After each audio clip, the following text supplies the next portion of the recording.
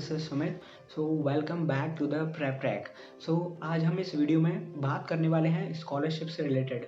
तो mainly two type की scholarship आपको देखने को मिलती हैं, that is UP scholarship and another one is central government scholarship.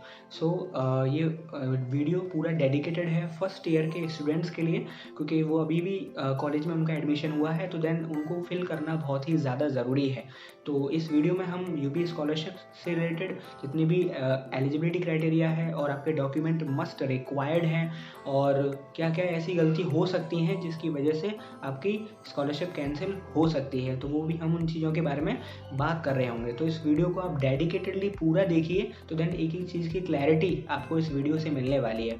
तो हम स्टार्ट करते हैं। तो पहले हम यूपी स्कॉलरशिप के बारे में बात कर रहे होंगे, जिसमें कि क्या एलिजिबिलिटी होनी चाहिए, दैट इज़ आपका मार्क्स 60%। यदि आप जनरल और ओबीसी कैटेगरी में आते हैं तो 60% से मार्क्स आपके 12th में ज़्यादा होने चाहिए, और यदि आप SC ST कैटेगरी में आते हैं तो देन आपका 55% आपका होना चाहिए।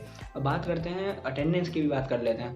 मेनली आपके अटेंडेंस इतना मायने नहीं रखते, क्योंकि अभी अभी आपका एडमिशन हुआ है या फर्स्ट सेमेस्टर आपका चल रहा है, तो मेनली क्राइटेरिया 75% होता है। आई थिंक अभी लास्ट 10 तक आपका मेंटेन हो जाएगा, वरना वो आपका ज़्यादा मतलब मैंडेटरी नहीं है। लेकिन सेकंड सेमेस्टर के बाद या सेकंड ईयर में वो आपका मैंडेटरी हो जाता है। अब बात करते हैं जो मेन एलिजिबिलिटी क्राइटेरिया है, दैट इज़ इनकम सर्टिफिकेट का। तो इनकम मतलब आपकी, यदि आप जनरल और ओबीसी से बिलोंग करते हैं तो 2 लाख से इनकम आपकी कम होनी चाहिए पर ईयर इनकम, आपकी फैमिली इनकम, और 2.5 लाख पर ईयर की जो इनकम है वो फैमिली इनकम कम होनी चाहिए फॉर SC ST स्टूडेंट्स के लिए। सो ये आपका मेनली छोटा सा ही एलिजिबिलिटी क्राइटेरिया है, ऐसा कुछ खास है नहीं है, बट इनकम वाला जो क्राइटेरिया है वही आपका यहाँ पर मेन होता है। इसी से आगे के लिए स्कॉलरशिप का क्राइटेरिया आपका फिक्स होता है। तो हम बात करने वाले हैं डॉक्यूमेंट्स के बारे में कि कौन कौन से जो डॉक्यूमेंट हैं वो आपको मस्ट हैं आपको आपके, क्योंकि जब आप डेटा को फिल कर देते हैं ऑनलाइन तो देन उसके बाद कॉलेज में वो जाता है, तो कॉलेज में वहाँ पर जो डेटा आपने फिल किया है उसको पहले आप सही कर दिखवाते हैं कि क्या वो जो हमने डेटा फिल किया है क्या वो सही है। तो वहाँ पर सभी डॉक्यूमेंट्स आपको अटैच करने होते हैं, तो ये बहुत ही ज़्यादा इम्पोर्टेंट है। तो सभी डॉक्यूमेंट्स आपका होना चाहिए, 3 से 4 कॉपी आप करवा सकते हैं, जैसे कि आगे जाके आपको प्रॉब्लम ना आए। तो अभी हम बात करते हैं कौन कौन से वो डॉक्यूमेंट हैं। तो डॉक्यूमेंट है आपके आधार कार्ड, बैंक अकाउंट, क्योंकि बैंक अकाउंट आपका होना चाहिए और ये आप अपनी ओपन करवा लीजिए, बहुत ही ज़रूरी है कि क्योंकि फादर के जो अकाउंट है उसमें इनकम नहीं जाएगी, वो आपके अकाउंट में इनकम आएगी। तो स्टूडेंट्स का अकाउंट होना चाहिए और उससे आधार नंबर भी आपका लिंक होना चाहिए।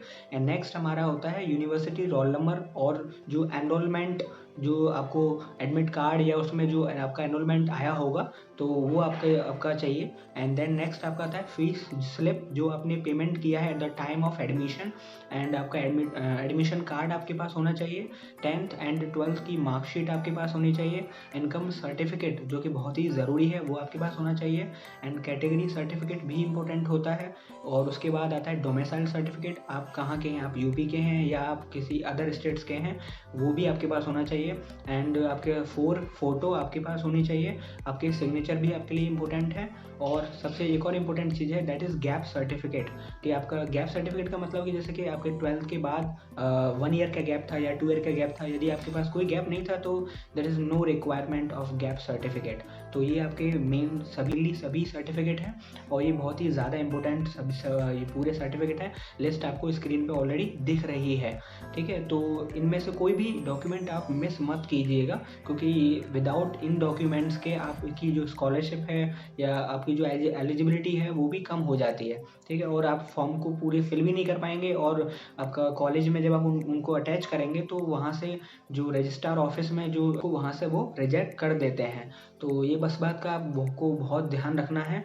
तो सेकेंडली हम बात करते हैं सेंट्रल गवर्नमेंट स्कॉलरशिप के बारे में, जिसमें कि आपका NSP पोर्टल होता है, जिसमें कि यदि आप NSP पोर्टल को ओपन करते हैं सेंट्रल गवर्नमेंट जो आप वेबसाइट पे जाएंगे तो then ministry of minority affairs में जाकर आप इस फॉर्म को भी फिल कर सकते हैं।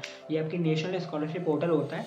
एक्चुअली क्या होता है कि सेंट्रल गवर्नमेंट और यूपी स्कॉलरशिप में जो मेनली प्रेफरल होती है वो यूपी स्कॉलरशिप होती है, क्योंकि आपको स्टेट से डायरेक्ट जो पैसा है वो आपके अकाउंट में आ जाता है, लेकिन सेंट्रल गवर्नमेंट के अंदर कई पॉलिसीज़ आती हैं जिनके यदि कोई भी वायलेट हो जाती है तो तुरंत आपका डेटा फॉर्म को डिडक्ट कर देते हैं। डिडक्शन तो इसमें भी होता है, पर लेकिन इसमें आपके आने के चांस ज़्यादा होते हैं यूपी स्कॉलरशिप में।